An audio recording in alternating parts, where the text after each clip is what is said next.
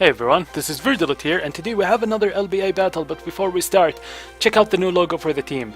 Capper Litwix, I'm kind of proud by my performance because I can't even use Photoshop, or I don't know how to use Photoshop. This was just made in some shitty program, and hopefully you guys will like it, and this will remain the logo for a while until I get a professional designer to help me or something. Anyways, today's battle is against Surrey Litleo, with their coach, Matt. Matt is a really good player, and he actually won the last season.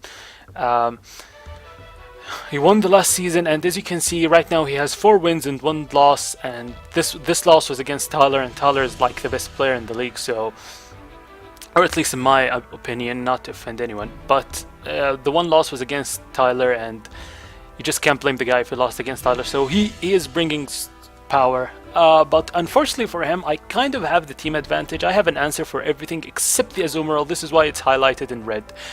If Azumarill has Ice Punch and Knockoff, this Among Us will not live shit. 1 Ice Punch will knock out the Among Us, probably. Maybe not. Maybe I can live it, but if I came on a switch and Waterfall player off, it can like destroy Staraptor Aquajet if I am at 50%. My physical wall Gligar will be destroyed with 2 Waterfalls, probably. Clefable, it's like Stalwart, but eventually he'll win, and he'll also could destroy the Scizor with 2 waterfalls on the switch. He could destroy Kyurem. So anyways, like I said, I have an answer for everything except this Azumarill. So I had to bring max HP, max defense Among Us with Rocky Helmet.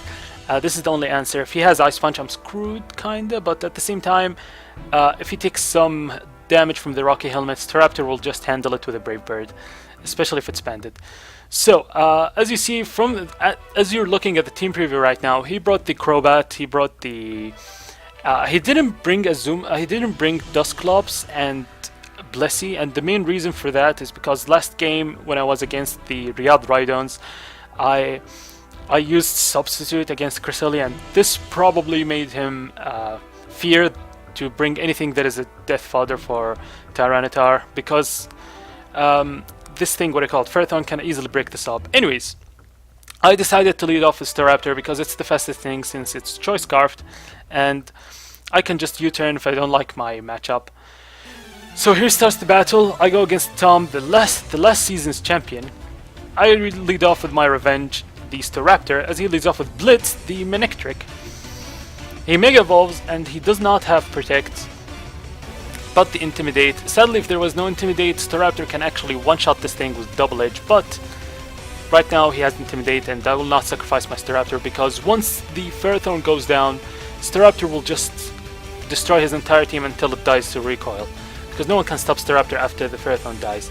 So I go into my Achilles, because this thing is supposed to take hits from the Manectric, and I take the Volt Switch pretty damn well. He switches out, goes into his Ferrothorn, and I know Ferrothorn is the only thing that's stopping Staraptor, like I said, so I decided to pack Hidden Power Fire and everything. So I go for Hidden Power Fire, and this does around 60%, as he goes for Leech Seed, and I knew this was a 2-hit KO, but I didn't really consider the leftovers and the Leech Seed, so right now I can't damage it again, because if my Achilles goes down, Manectric will just Trick Shot on my team. And so I decided to switch out, go into my Among Us, because Among Us can wall this Ferrothorn pretty damn well. And he switches out because he doesn't want to take another Hidden Power Fire to the face. He goes into his Blitz. I'm not sure if he knew that he can't one-shot me with Overheat or Flamethrower, or if he just predicted me to switch out, but he goes for Volt Switch, which is actually the correct play. As I go for Spore, because I kind of predicted him to just risk it and go for Flamethrower, I go for Spore, and he goes into his Ferrothorn, and Spore does not affect the Ferrothorn, but I did not actually need to overpredict or anything, because I have Hidden Power Fire on Among Us, and like I said, Among Us completely shuts down the Ferrothorn. Go for Hidden Power Fire, and this does acceptable damage. I knew the damage is gonna be around 3-hit KO, and this was more than enough for me, because in the long run, Ferrothorn can't touch me, and yeah, so at this point, I actually predicted him to switch out, so I went for Spore, but he stayed in. And he went for Leech Seed, and I'm like, come on, why are you staying in? You really need your Ferrothorn. He's probably gonna switch out, and he knew I was gonna go for Spore. But I'm not gonna fall for that, I'm gonna go for Spore again, but he stays in. And gets some more leftovers, and I'm like, This is kind of risky, but I don't care. I'm gonna go for another Spore, and it does not affect him as he goes for Leech Seed, and this is kind of ridiculous because I'm still expecting him to expect me to go for Hidden Power Fire because this will completely destroy him for free. I'm surprised he didn't switch out yet. He goes for Power Whip, and he gets some Rocky Helmet damage, which makes me guarantee the HP Fire kill. And I think at this point I'm like, looks like he's bothering this thing off, and yeah, just go for Hidden Power Fire and just take it out, easy peasy. Luckily the Ferrothorn goes down and the way is open for Staraptor, but not completely because there is a surprise with this guy. So I decided to switch out, go into my Clefable, and the reason I go into my Clefable because I really don't need Clefable, I just needed to set up the Reflect because mainly Clefable is for sweepers and he does not have anything that wants to sweep. Maybe Billy Drum Azumarill, but even if he Billy Drums, Achilles is just gonna outspeed and Aqua Jet will not do, I think, more than 50%, and I can just go for Fusion Bolt and destroy Azumarill. So I go for Reflect because, like I said, his team has more physical offense or physical pressure than special pressure.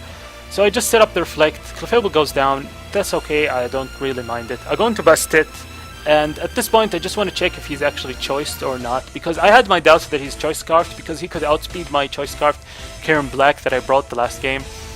I go for Psyshock. I don't need to overpredict because the next Shadow Ball will kill, and Shadow Ball from full health will not kill the Starmie. So he goes for Scald, and it takes me down. I get the burn, which really doesn't matter. And I go for another Shadow Ball, take out this Starmie, and luckily the Starmie goes down. One threat down. This is really good for me. And then he sends out his... First I take some Life Orb damage and some burn damage. And then he sends out his Chibo, or Chibo, I'm pronouncing this right, which is the Infernape, and I knew Mach Punch may not kill me because I have the Reflect up and I resist that. So he went for U-turn and he outsped, which means that this is confirmed that he was actually Choice Scarf.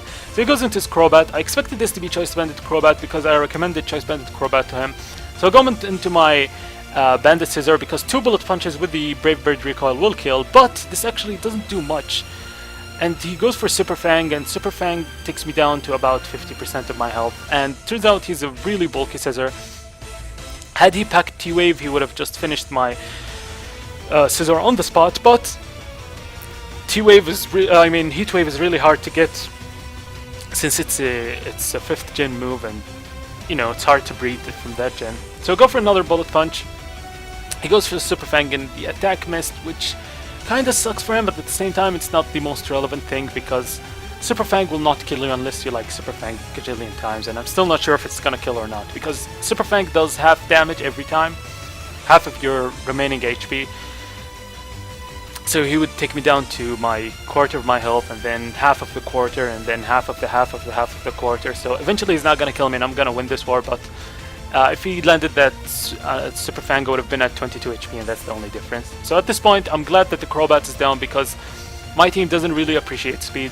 I go for Bullet Punch, take Crobat out, and he goes into Chibo again, and at this point I really don't want to let Scissor go down. I could go for Bullet Punch, but I'm not sure it will kill. So I switch into my Amoonguss, and luckily for me he goes for Mach Punch because he wanted to avoid the Bullet Punch damage. Some Rocky Helmet, and because I know he's Choice Scarfed, I'm just gonna Spore. He can't go for Flare Blitz or anything. He switches into Travis Baker, or Barker, I'm sorry, I don't know who this guy is. So I'm pretty sure it's something related to sports. Yeah, I think so. So I just go for Spore, put this thing to sleep, the biggest threat, put it to sleep. I go for Sludge Bomb. I'm still not sure if it has Ice Punch or not. And he's still asleep for 2 turns. And I go for another Sludge Bomb and take the most threatening thing on his team out, luckily. And it goes down. And then he sends out Cheapo again. And I'm like, you know what? As long as he gets some Rocky Helmet damage, I can just Bullet Punch with my Scissor and finish him off. And surprisingly, Among Us lives that Flare Blitz. I'm really surprised. So he dies to the Recoil and the Rocky Helmet, and the last thing he has for him is the Mega Mimic trick. I go for Spore just in case he decided to U-turn or something, predicting me to switch. He goes into his, free Spore is awesome. Why would you not want a free Spore? So he goes for Volt Switch just to probably not wanting the Heat Wave miss. I could have switched out at this point, but I really didn't want to risk any damage on my other Pogs. Like, I'm not gonna get greedy and want a high score, I just want to win.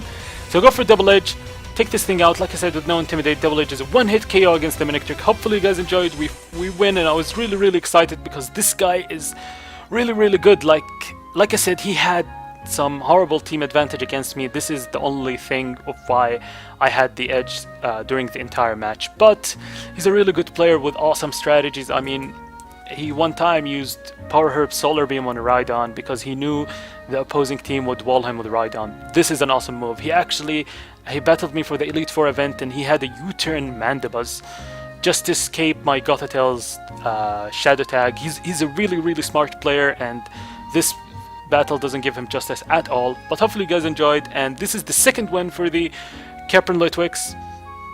Yeah, don't forget to tune in for the next battle. See you later.